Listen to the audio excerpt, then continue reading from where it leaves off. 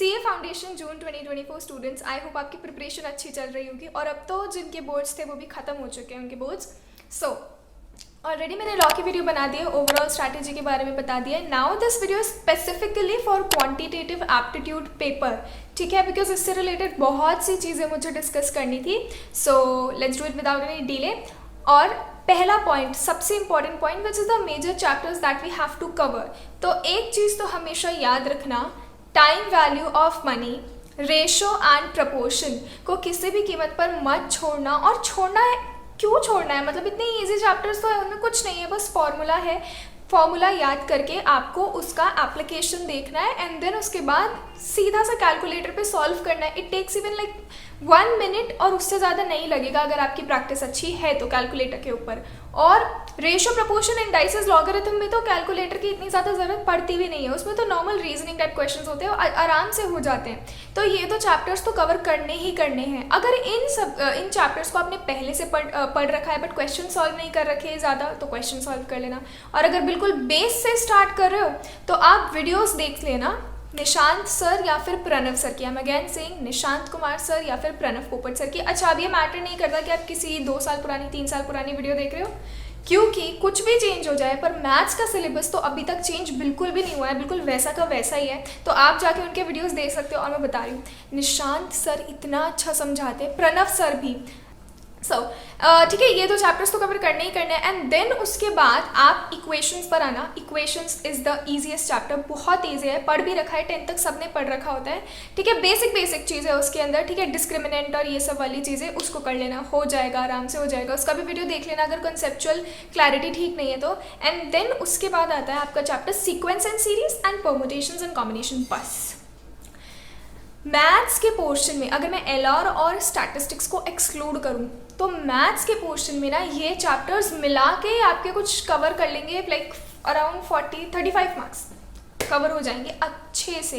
नहीं, I am really sorry, maths का paper तो आपका सिर्फ 40 मार्क्स का आता है, ठीक है। मैथ्स का पेपर 40 मार्क्स का आता है, तो ये जो चैप्टर्स हैं ये आपके 25 to 20 मार्क्स तो आराम से कवर कर लेंगे, ठीक है। तो इन चैप्टर्स को तो करके जाना। अब मैं जब कोई चैप्टर एक्सक्लूड कर रही हूँ और कोई सेग्रीगेशन करके किसी चैप्टर्स को इंक्लूड कर रही हूँ ना, तो इसका मतलब ये है कि जिन चैप्टर्स को मैं इंक्लूड कर रही हूँ ना, जिनको पढ़ने के लिए बोल रही हूँ, उनको अच्छे से पढ़ना, क्योंकि ऑलरेडी कुछ चैप्टर्स मैंने एक्सक्लूड कर दिए, तो जो बताए हैं उनको अच्छे से पढ़ना, क्योंकि अब इतना तो पढ़ना ही पड़ेगा ना, ऑब्वियस सी बात है, वो मैथ्स का पेपर है। नेक्स्ट उसके बाद मैंने इंपॉर्टेंट चैप्टर्स मैथ्स के पोर्शन में बता दिए। अब स्टैटिस्टिक्स के पोर्शन में कोरिलेशन एंड रिग्रेशन में से रिग्रेशन अगर आपको थोड़ा हैवी पड़ रहा है तो उसे छोड़ दो, पर कोरिलेशन तो करना ही करना है।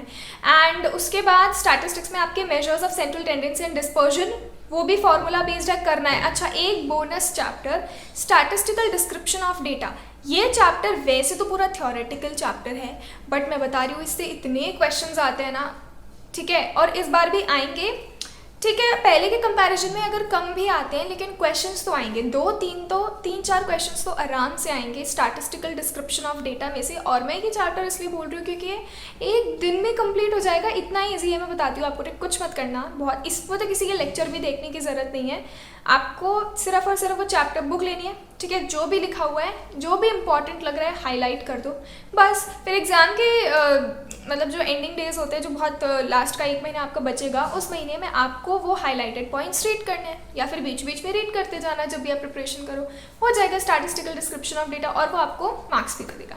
तो स्टैटिस्टिक्स में मैं ये कहूँगी, इसके अलावा यार कुछ छोड़ना तो मत, क्योंकि ऑलरेडी मैथ्स में कैलकुलस तो बिल्कुल मत करना। कैलकुलस अगर आपके पास 11th-12th में मैथ्स थी तो ठीक है, वो एक अलग बात है, बट अगर नहीं थी तो कैलकुलस को छूना भी मत, टच तक मत करना, ठीक है। कैलकुलस छोड़ देना। स्टैटिस्टिक्स में कोशिश करना कि ज़्यादा से ज़्यादा आप पोर्शन कवर करो, और जो इम्पॉर्टेंट है मैंने बता दिया। एलआर एक चैप्टर है जो 2 दिन में कंप्लीट हो जाएगा समझने वाइज। प्रैक्टिस तो आपको हर वक्त ही करनी है ना, हर दिन करनी है एलआर में, चाहे स्टैटिस्टिक्स हो चाहे मैथ्स का पोर्शन हो। तो लॉजिकल रीजनिंग में अगर आपको कॉन्सेप्ट्स चाहिए तो अगेन निशांत सर के या प्रणव सर के वीडियोस देख लेना, और अगर आपको ऑलरेडी पहले से आता है, सिर्फ प्रैक्टिस करनी है तो प्रैक्टिस कर लेना, नो इश्यूज़, कोई दिक्कत नहीं है। अब एक सबसे इम्पॉर्टेंट पॉइंट, मैथ्स जैसे सब्जेक्ट में जहाँ पे इतने सारे फॉर्मूलाज होते हैं, I would recommend you to create a formula book. उसके अंदर हर चैप्टर के फॉर्मूला, मैं बता रही हूँ इतना बेनिफिशियल होता है। मैंने भी अपने एग्जाम के टाइम पर वही किया था, मैंने ना एक फॉर्मूला बुक क्रिएट कर ली थी, ठीक है। उसके अंदर मैंने चैप्टर वाइज कैटेगराइजेशन करके सारे फॉर्मूलाज, स्टार्टिंग में थोड़ी सी मेहनत लगती है यार, पर कर लो ना, वो एक अच्छा इन्वेस्टमेंट ऑप्शन होता है, बाद में जाके अच्छे रिटर्न्स मिलेंगे। मैं ऐसे ही समझा सकती हूँ तुम्हें। तो फिर उसमें सारे फॉर्मूलाज लिख लेना। मैं बता रही हूँ, बार बार बुक खोल के पेज नंबर ढूंढोगे इसका क्या फॉर्मूला था, कैसे क्या करूँ, तो उसको अपने पास हमेशा रखना। सॉल्व करते वक्त कोई भी क्वेश्चन नहीं आए, कोई फॉर्मूला उससे देख लेना। और अगर आप चाहो कि वन गो के अंदर सारे फॉर्मूलाज याद करने हैं तो वो याद कर लेना। और ये मैथ्स के लिए नहीं, हर ऐसा सब्जेक्ट जिसके अंदर फॉर्मूलाज बहुत ज़्यादा होते हैं, एक फॉर्मूला बुकलेट क्रिएट करना is a very good investment option, ठीक है। तो ये दूसरा पॉइंट। तीसरा मेजर पॉइंट, ये आपका इंस्टीट्यूट आपको बहुत सालों के पेपर अगर आप एनालाइज करोगे तो ये चीज़ पता चलेगी कि स्टार्टिंग के कुछ 20 to 25 क्वेश्चंस इतने डिफ़िकल्ट होते हैं, मतलब कभी नहीं होते पर मोस्ट ऑफ द केसेस में होते हैं, कि आप अगर उन्हें फर्स्ट गो में सॉल्व करने बैठो तो वो नहीं, ज़रूरी नहीं है कि आपसे हो जाए। तो मैं कहूँगी स्टार्टिंग के जो 15 to 20 क्वेश्चंस होते हैं उनमें से वो करो, जो आता है, जो नहीं आता 1 सेकेंड में छोड़ दो उसे। मैं बता रही हूँ, नहीं आता फर्स्ट ट्राई किया, फर्स्ट ट्राई के बाद सेकंड ट्राई बिल्कुल मत करना अगर वो क्वेश्चन आपके फर्स्ट 15 क्वेश्चंस की कैटेगरी में से आता है।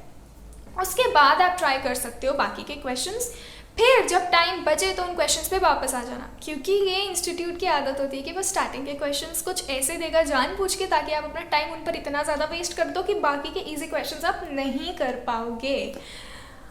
Logical reasoning, next point. Logical reasoning में डायग्राम्स बनाना, इसको कोई आफत मत समझना डायग्राम बनाने को, ठीक है। लॉजिकल रीजनिंग में अगर डायरेक्शन वाला क्वेश्चन है या सीटिंग अरेंजमेंट्स वाला क्वेश्चन है, कुछ भी है, तो उसमें कृपया करके आप बनाना डायग्राम, वो अच्छे से सॉल्व होगा। बिना डायग्राम के फालतू में दिमाग में कन्फ्यूजन होगी, क्या होगा, कुछ भी नहीं होगा।